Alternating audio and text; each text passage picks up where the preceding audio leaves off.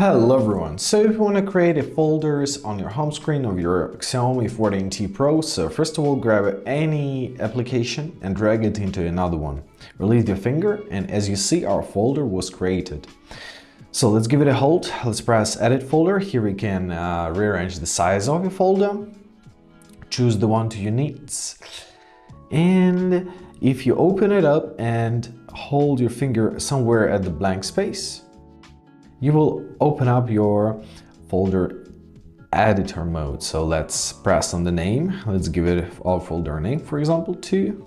All right, and basically that's it. Now we've got our folder created. You can drag it freely, just like this. If you want your folder to disappear, simply drag out everything from it and it will just be disappeared automatically, just like this.